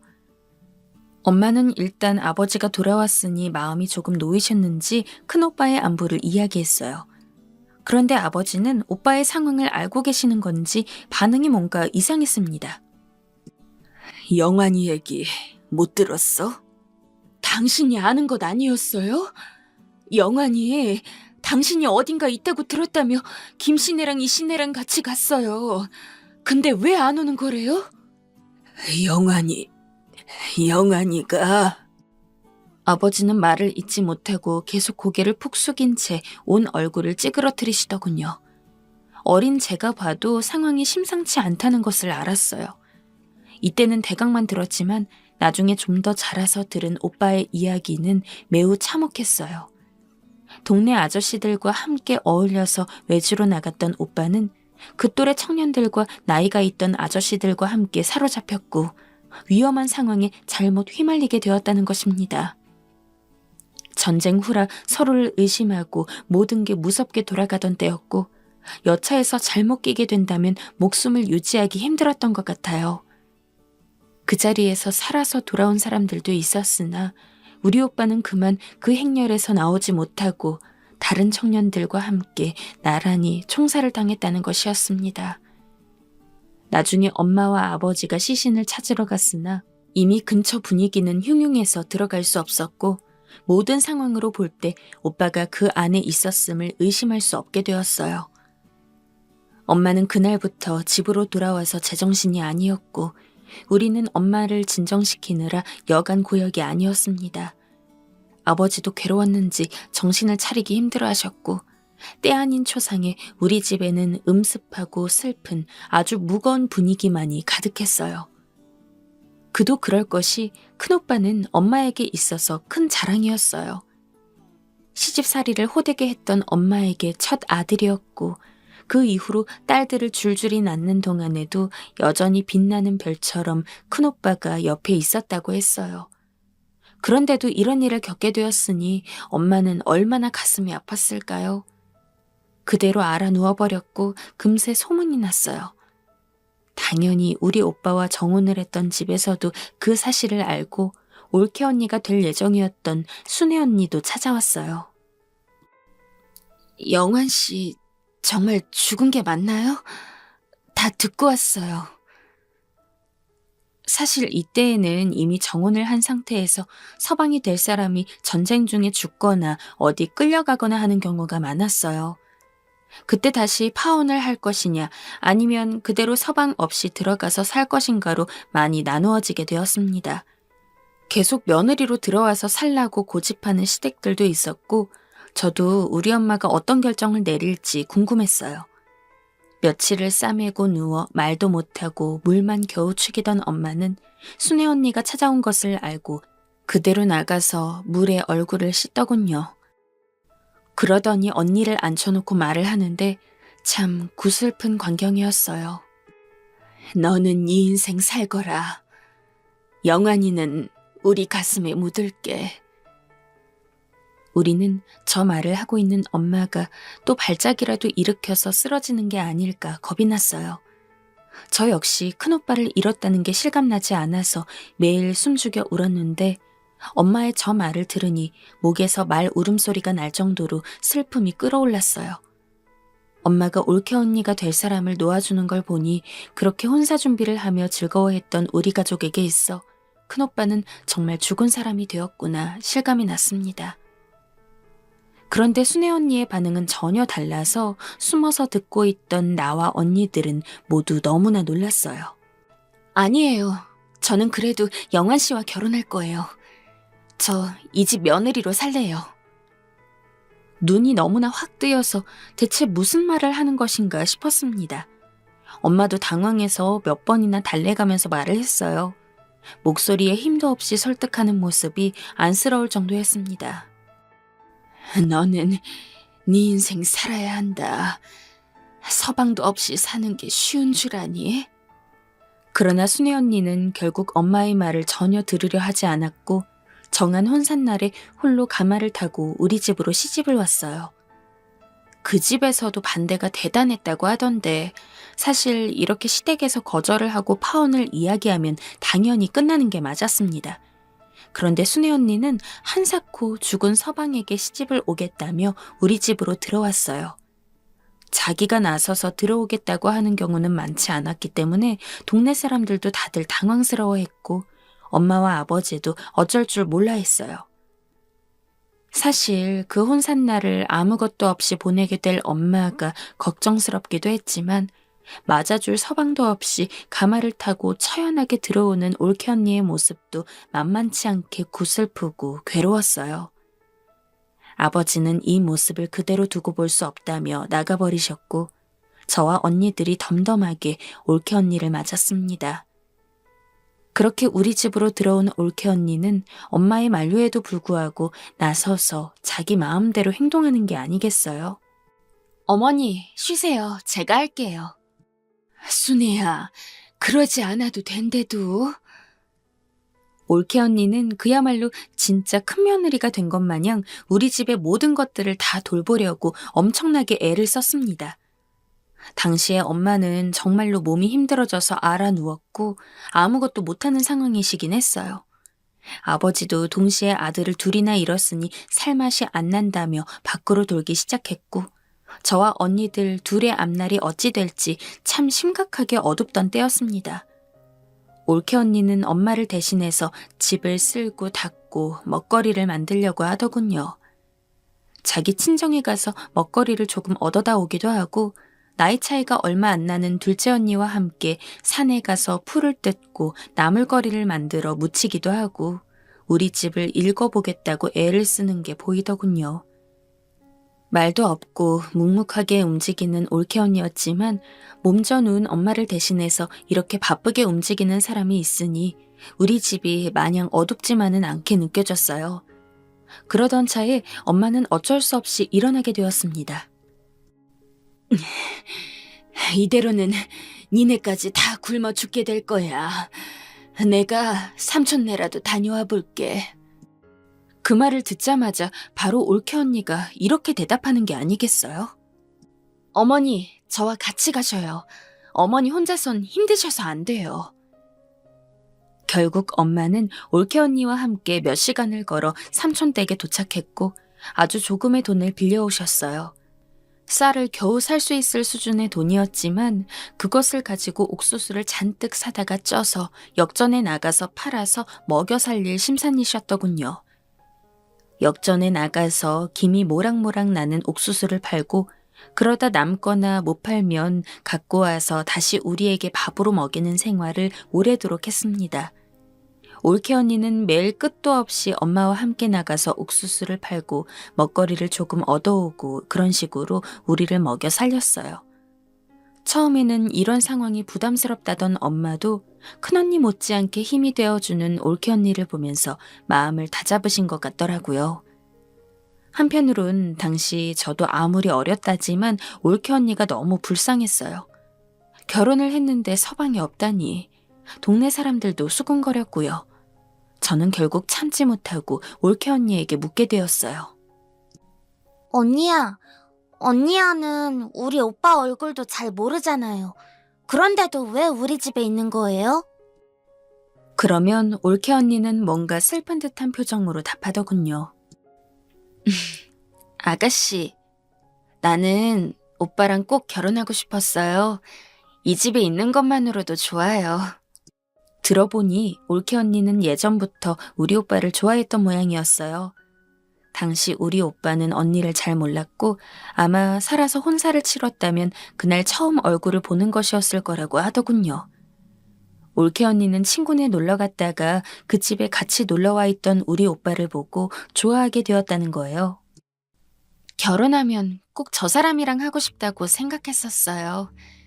그런데 이렇게 얘기가 되어서 얼마나 기뻤는지. 더 이상 말을 꺼내면 언니도 너무 괴로워할 것 같아서 더 물을 수가 없었어요. 하지만 나는 마음 한편으로 기쁘고 고마운 마음이 있었습니다. 가엾게도 우리 오빠는 언니를 몰랐다지만 올케 언니는 우리 오빠를 알고 있었구나. 우리 오빠를 알아봐주고 먼저 저렇게 사랑해 주었구나 싶어서 너무나 고마웠어요. 그렇게 일찍 가지 않고 올케 언니랑 천년만년 살았더라면 얼마나 좋았을까요?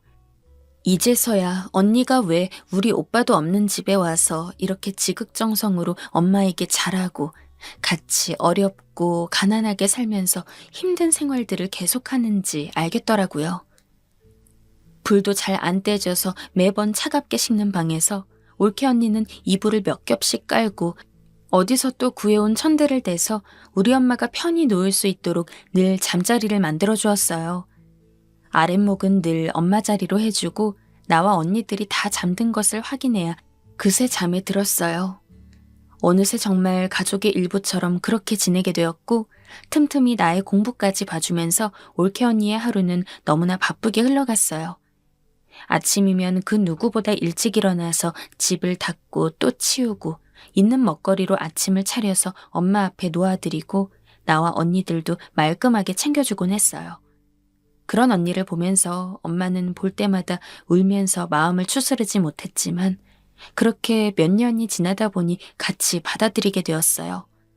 올케 언니는 당연한 듯 엄마를 따라다니며 같이 역전에 나가 이것저것 팔기 시작했고 마치 아버지를 대신해서 가장이라도 된 양 돈벌이에 얼마나 열심이었는지 모릅니다. 옥수수 사세요. 감자 사세요. 몸이 좋지 않은 데다가 평소 숫기도 없어서 아무것도 못하고 있던 엄마에 비해 올케 언니는 이렇게 해야 집안을 살린다는 각오가 있었는지 얼마나 강단 있게 잘 파는지 몰라요.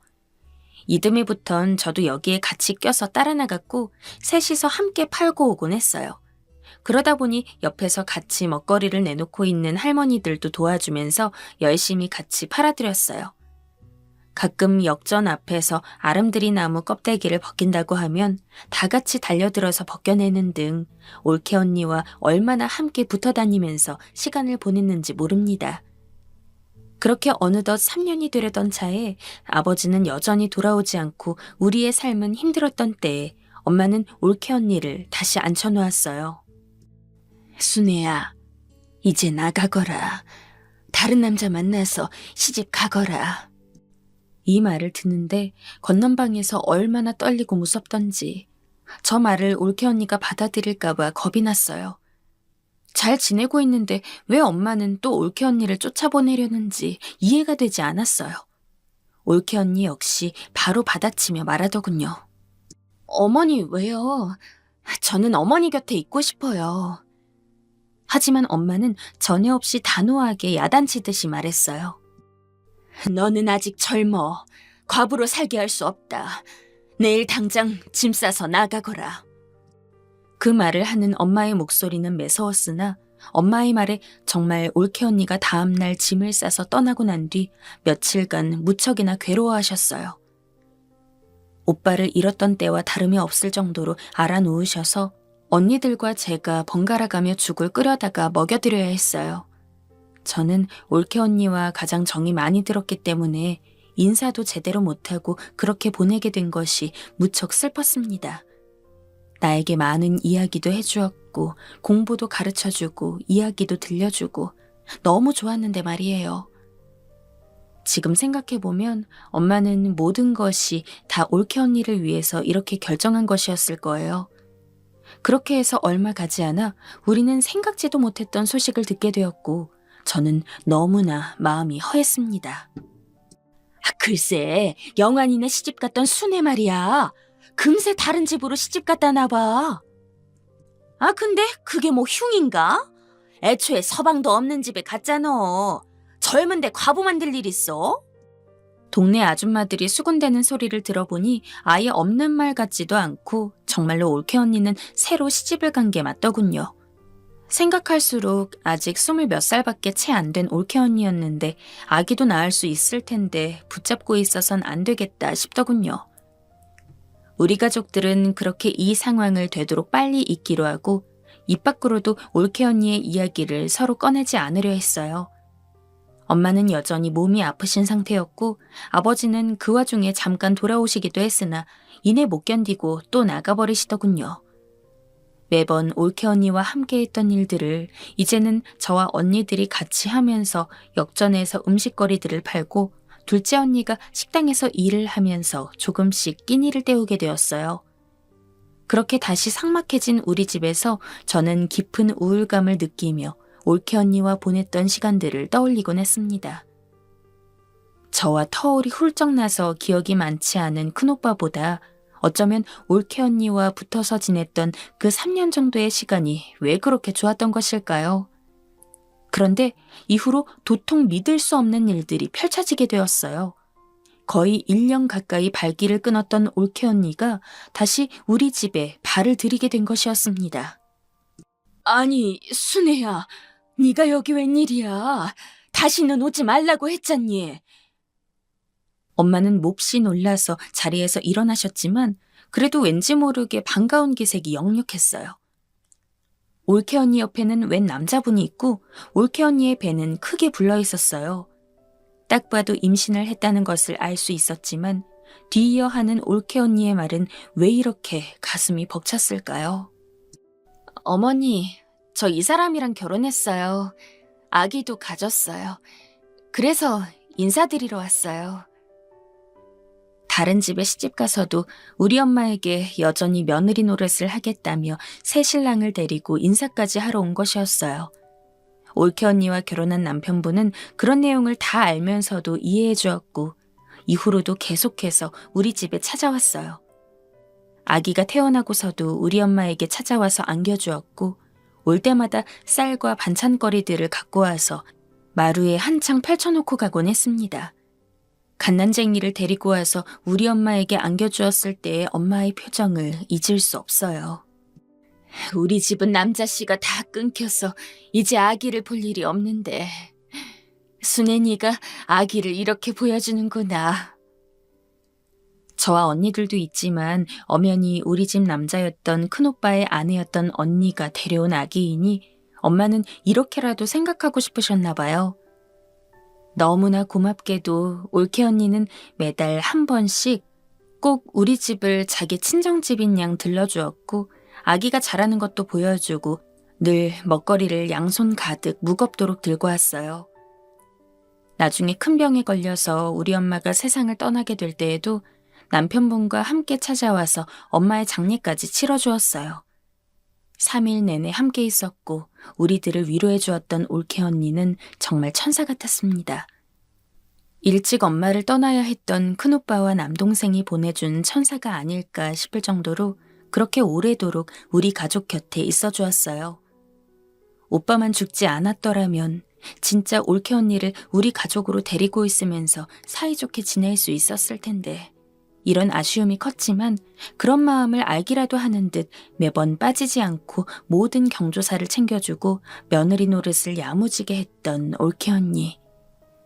제가 엄마 없이 홀로 직장에 다니면서 지금의 남편을 만나 결혼을 할 때에도 모든 과정을 도와주었고 저희 언니들보다 저를 더 잘 챙겨주었던 올케 언니. 10년 전에 먼저 세상을 떠났지만 저는 올케 언니가 세상을 떠날 때 우리 엄마가 가실 때보다도 더 울었던 것 같습니다.